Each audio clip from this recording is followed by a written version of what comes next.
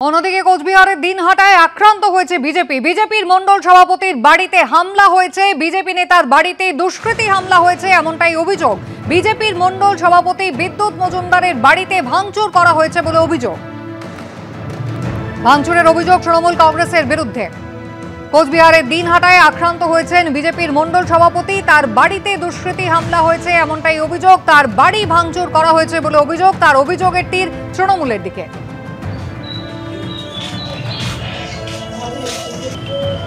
কালকে রাতে তো আমরা খাওয়া দাওয়ার পর শুনলাম, তারপরে তো শুনি এমন আওয়াজ, গেট ভাঙচুর করলো, তারপরে অকথ্য গালিগালাজ করলো। তারপর আমার ছেলে তো বাড়িতেই ছিল না, ও কর্মসূত্রে বাইরে থাকে, ও তো বিজেপি করে, তৃণমূলের লোকেরাই করছে ভাঙচুর। শুভেন্দু ভট্টাচার্য আমাদের প্রতিনিধি রয়েছেন টেলিফোন লাইনে। শুভেন্দু, বিজেপির মণ্ডল সভাপতির বাড়িতে কতজন হামলা চালিয়েছে, কারা এরা, কি বলা হচ্ছে, কি অভিযোগ?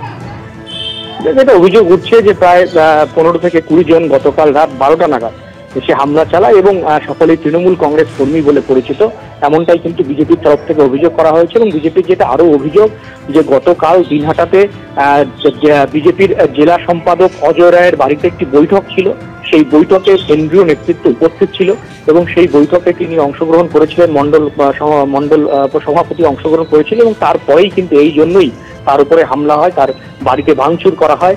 এবং যদিও সেই সময় মণ্ডল সভাপতি বাড়িতে ছিলেন না, তিনি একটি কাজে শিলিগুড়িতে গিয়েছিলেন গতকাল রাতেই।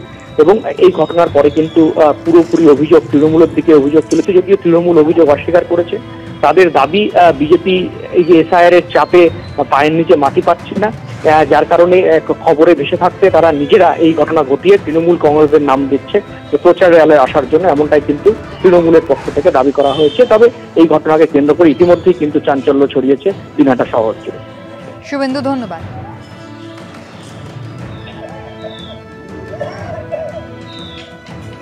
গতকাল রাতের অন্ধকারে তৃণমূলের কিছু গুন্ডা বাহিনী কাপুরুষের মতো আমাদের দিনহাটা মণ্ডল সভাপতি বিদ্যুৎ মজুমদারের বাড়িতে হামলা চালায় এবং ভাঙচুর করে।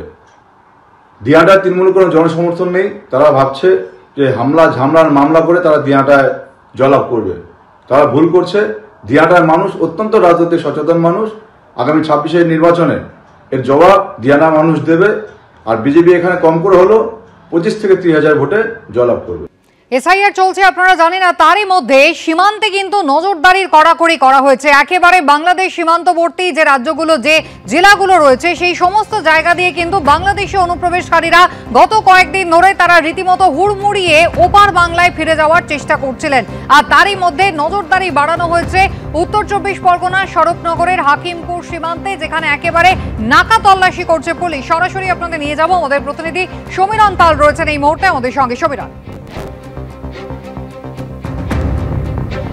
কুচবিহার স্বরূপনগর হাকিমপুর রোড, যেখানে স্বরূপনগর থানার পুলিশের পক্ষ থেকে নাকা চেকিং চলছে। সমস্ত গাড়ি যেগুলো হাকিমপুর অভিমুখে যাচ্ছে, সেখানে যাত্রীদেরকে জিজ্ঞাসা করছে তারা কোথায় যাচ্ছেন। আমরা এই মুহূর্তে হাকিমপুর চেকপোস্ট রয়েছি। ক্যামেরাম্যান দিব্যেন্দু সিংহ তোমার ছবিটা দেখাচ্ছে যে হাকিমপুর চেকপোস্টে গত পরশুদিন যে ছবিটা ছিল যে কেউ সেভাবে আসছিলেন না, কিন্তু আজকে দেখা যাচ্ছে অনেক মানুষজন তারা এসছেন, তারা বাংলাদেশের দিকে যাবেন। তাদের সাথে কথা বলে নেবো। তা আপনারা কতদিন ধরে অপেক্ষা করছেন? কতদিন ধরে আছেন? কালকে থেকে আসছি। কালকে আসছি। কখন এসছেন? কালকে বিকেল 5টার দিকে। কোথায় থাকতেন আপনি? ব্যাঙ্গালুরু। ব্যাঙ্গালুরু। কি কাজ করতেন? ভাঙ্গারি কাম করতাম, ভাঙ্গারির কাবাডির। এখানে কেন এসেছিলেন? এখানে গরিব, দেশে কাম ছিল না, তাই এখানে আসছিলাম কামাই খাইতে। কিভাবে এসেছিলেন? আমরা তখন দালালের মাধ্যমে দিয়ে আসছিলাম। কত টাকা লেগেছে? তখন লেগেছিল 10,000 টাকা করে। কত বছর আগে? আজ 7 বছর আগে। কোন সীমান্ত পেরিয়েছি এটা আমার জানা নাই। তখন মনে আমরা হিলি বর্ডার দিয়ে পার হইলাম। হিলি। আপনার বাড়ি কোথায়? বাংলাদেশে নাটোর জেলার লালপুর থানা। এখন ফিরে যাচ্ছেন কেন? এখন আর এখানে আমাদের বহুত দিন হয়ে গেছে আসা, আবার দেখছি যে এখান থেকে সরকার থেকে পাঠিয়ে দিচ্ছে, তাহলে আমরা টাকাতে বেঁচে যাব। কারা পাঠিয়ে দিচ্ছে? সরকার থেকে পাঠিয়ে দিচ্ছে। কি বলছে? বসে যাও তোমরা, বাংলাদেশি মানুষ, বাংলাদেশে চলে যাও। তোমাদের এই ভারতবর্ষের কোনো নথি নেই? না, নেই। তোমার নাম কি? মোহাম্মদ রায়হান। তুমি এখন কোথায় যাবেন তাহলে? এখন দেশে যাব। কোন জায়গায়?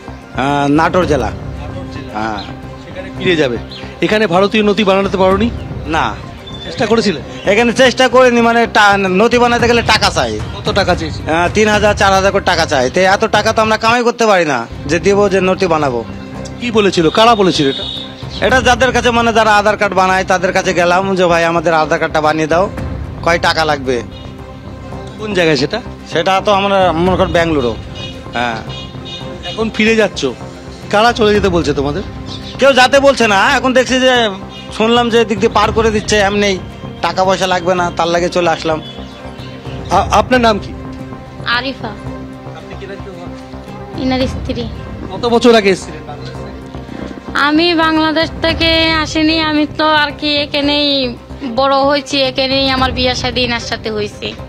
বাংলাদেশ যাননি কখনো? হ্যাঁ গেছি, 2 বার গেছি, আর এই এখন যাচ্ছি। তাহলে এখন চলে যাচ্ছেন কেন?